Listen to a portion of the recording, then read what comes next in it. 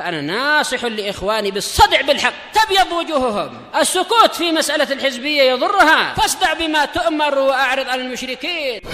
سلامي على دماج ورجالها والشيخ يحيى ودار العلم يا سعد بانيها.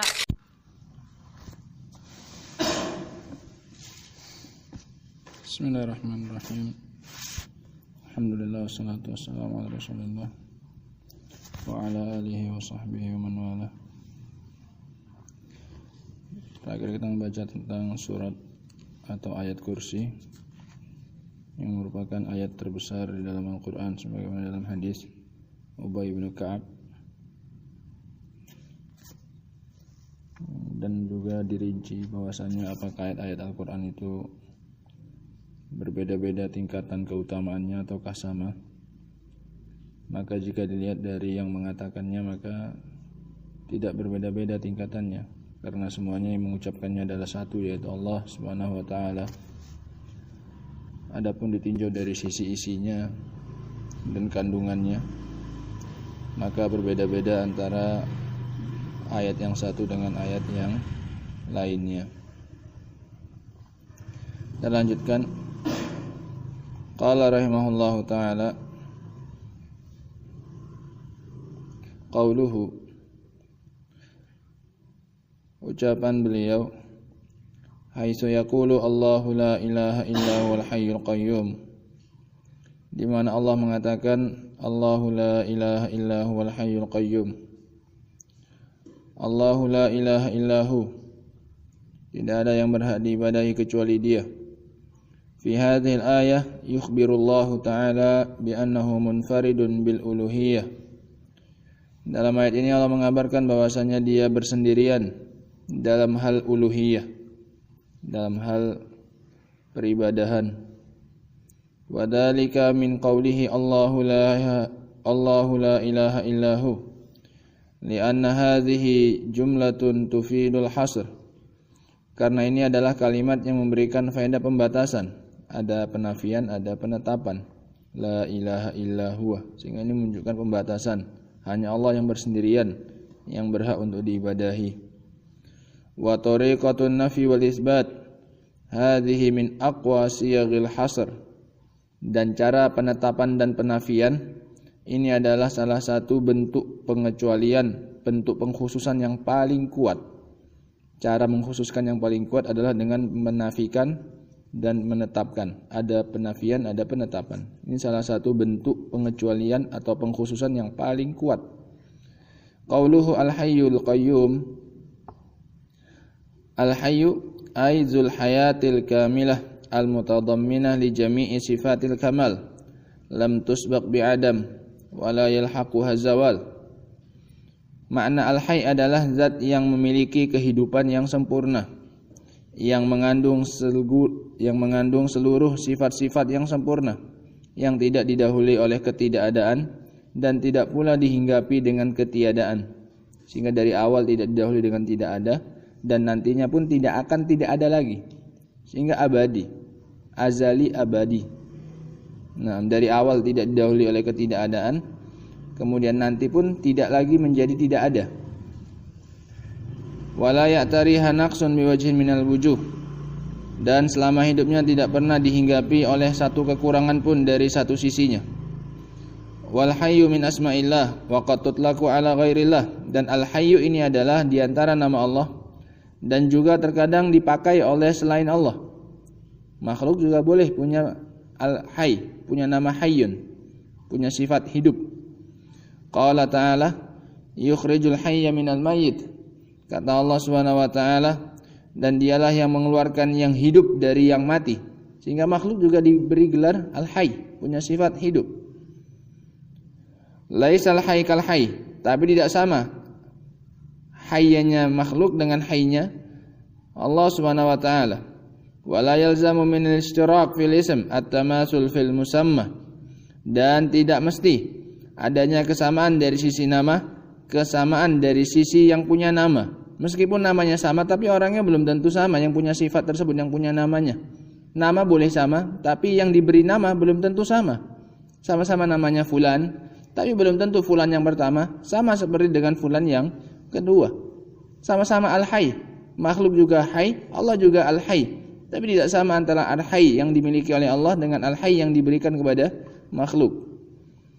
Al-qayyum, sehingga ini maknanya al-hayy, zat yang memiliki kesempurnaan hidup yang sempurna. Al-qayyum ala wazni fai'ul. Wa hadhihi min siyaghil mubalaghah. Ini termasuk dari bentuk mubalaghah. Wa hiya ma'khudhah minal qiyam, diambil dari kata-kata qiyam. Wa ma'nal qayyum annahu al-qa'im bi nafsihi. Dan makna qayyum adalah zat yang berdiri sendiri, tidak butuh orang lain. Ini maknanya al-qayyum, al-qa'im bi nafsihi. Fa qiyamuhu bi nafsihi yastalzim istighna'ahu an kulli syai'. Sehingga sifat berdirinya Allah sendiri ini mengharuskan dia tidak butuh kepada siapapun dan apapun. La yahtaju ila aklin wala syurbin wala ghairiha. Tidak butuh kepada makanan dan tidak pula minum dan tidak pula yang selainnya. Wa ghairuhu la yaqumu bi nafsihi bal muhtajun ila Allah azza wa jalla fi ijadihi wa idadihi wa imdadihi. Adapun yang selain Allah maka tidak bisa berdiri sendiri. Bahkan dia membutuhkan Allah SWT untuk bisa ada dan untuk dipersiapkan dan dibantu oleh Allah SWT. Ini bedanya hamba dengan makhluk. Allah berdiri sendiri sementara makhluk untuk adanya dia saja butuh kepada yang menciptakan. Wa min ma'nal qayyum kadzalika annahu qa'imun ala ghairihi. Dan juga di antara maknanya qayyum adalah yang mengurusi hidupnya orang lain. Ini makna al-qayyum dua. Dia berdiri sendiri dan mengurusi hidupnya orang lain.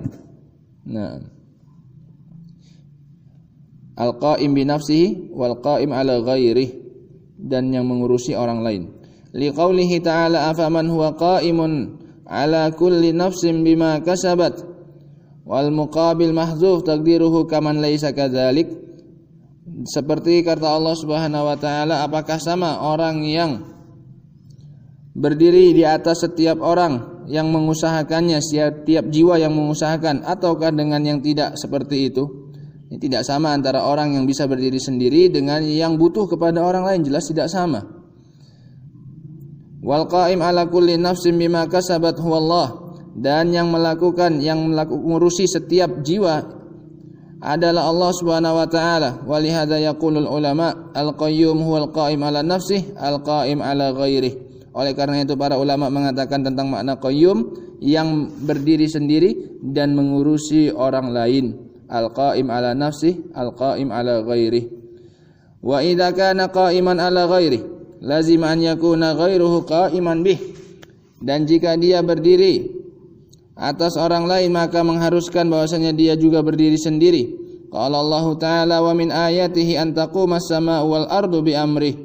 Yang selainnya itu baru bisa tegak, baru bisa ada dengan Allah Subhanahu wa taala. Dan di antara tanda-tandanya adalah tegaknya langit dan bumi dengan perintah dari Allah Subhanahu wa taala, tidak bisa sendiri. Langit dan bumi harus dengan Allah Subhanahu wa taala baru bisa tegak. Fa huwa idzan kamilus sifat wa kamilul mulki wal af'al. Maka kalau begitu Allah adalah zat yang sempurna sifatnya, yang sempurna kekuasaannya dan perbuatannya. Wa hadzanil ismani humal ismul a'zam alladzi idza du'iyallahu bihi ajab. Dan dua nama ini adalah nama Allah yang terbesar, yang jika dipakai oleh seorang untuk berdoa kepada Allah maka Allah akan mengabulkannya.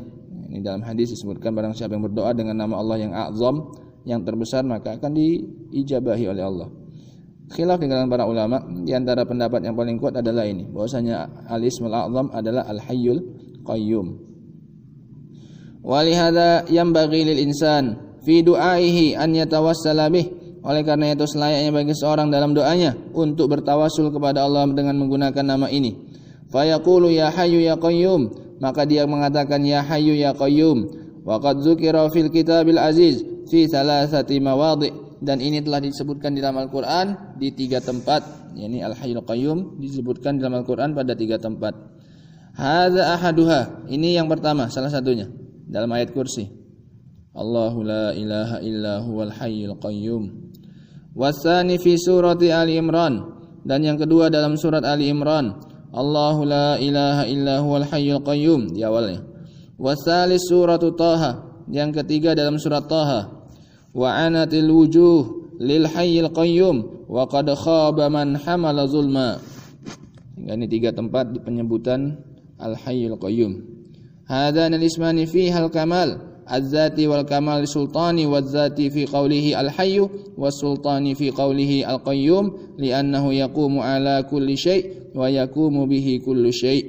Dan 2 nama ini menunjukkan atas kesempurnaan zat dan kesempurnaan kekuasaan. Yang zat dari Al-Hayyu dan yang kekuasaan diambil dari Al-Qayyum, karena dia yang mengurusi segala sesuatu yang ada. Nah, ini tentang 2 nama Allah Subhanahu wa taala, Al-Hayyul Qayyum. Al-Hayy maknanya adalah yang maha hidup dengan kehidupan yang sempurna, tidak diawali dengan ketidakadaan dan tidak diakhiri dengan ketidakadaan. Naam, kemudian Al-Qayyum punya 2 makna, Al-Qaim bi nafsihi wal Qaim ala ghairihi, yang berdiri sendiri dan mengurusi urusan hamba-hambanya. Wallahu taala a'lam bissawab. Alhamdulillah. Subhanakallahumma wa bihamdika asyhadu an la ilaha illa anta astaghfiruka wa atubu ilaik. Walhamdulillahirabbil alamin.